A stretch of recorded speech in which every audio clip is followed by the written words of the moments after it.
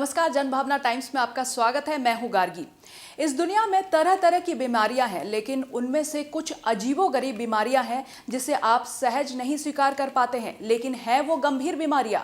जरा गौर कीजिए कि आप अगर अपना चेहरा ही भूल जाए, आईने के सामने खड़े होकर पूछे कि सामने दिख रहा ये शख्स कौन है ना अजीब बात।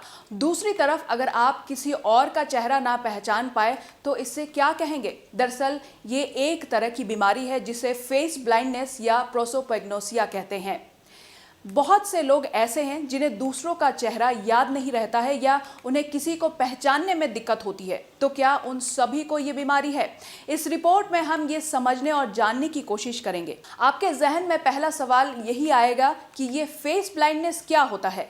अमेरिका के national institute of neurological disorder and stroke के अनुसार फेस ब्लाइंडनेस एक तरह का न्यूरोलॉजिकल डिसऑर्डर है। इसमें जब आप किसी नए इंसान से मिलते हैं तो चेहरे के बजाय उनके बाल या किसी स्पेशल चीज को याद रखने की कोशिश करते हैं। यह भी सवाल उठता है कि फेस ब्लाइंडनेस डिसऑर्डर किन लोगों के होने की संभावना ज्यादा रहती है। ज्यादातर लोग 50 साल के बाद ब्रेन हेमरेज और स्ट्रोक जैसे बीमारी के शिकार होते हैं, जिसकी वजह से इस उम्र के लोगों को फेस ब्लाइंडनेस होने का खतरा होता है। हाई ब्लड प्रेशर, सिगरेट पीने वाले लोग, शुगर पेशेंट्स को भी फेस ब्लाइंडनेस डेवलप होने का खतरा ज़्यादा होता है। ट्यूमर पेशेंट्स को भी ये बीमारी हो सकती है। अगर किसी को फेस ब्लाइंडनेस है तो वो इस बीमारी को पहचाने कैसे? जब पहले से मिले जुले व्यक्ति को ना पहचान पाना, टेलीविज़न या फिल्म के किरदारों को ना पहचान पाना, हेयर स्टाइल बदल लेने के बाद शख्स को ना पहचानना, खुद को आईने या फिर फोटो में ना पहचान पाना, दोस्त, परिवार के सदस्य, दफ्तर के लोग, स्कूल के पुराने दोस्तों को पहचानने में दिक्कत आना, ऐसे कुछ लक्षण हैं जिससे आप इस बीमारी का पता लगा सकते हैं।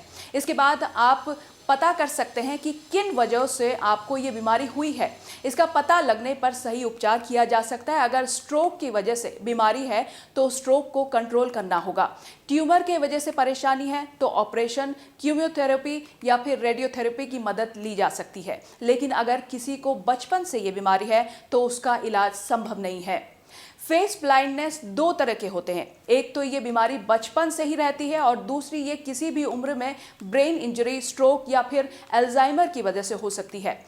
मेडिकल साइंस की भाषा में समझे तो दिमाग के फ्यूजोफार्म गाइरस हिस्से में किसी तरह की समस्या या फिर चोट लगने की वजह से प्रोसोपैग्नोसिया होने का खतरा रहता है। इसमें टेम्पोरल लोब का एक हिस्सा प्रभावित होता है। दिमाग के इस हिस्से का इस्तेमाल चेहरे को याद करने के लिए किया जाता है। बाकी खबरों के लिए आप हमारे वेबसाइट www.thejbt.com को लॉगिन कर सकते हैं। देश और दुनिया की बाकी खबरों के लिए देखते रहिए जनभावना टाइम्स। नमस्कार।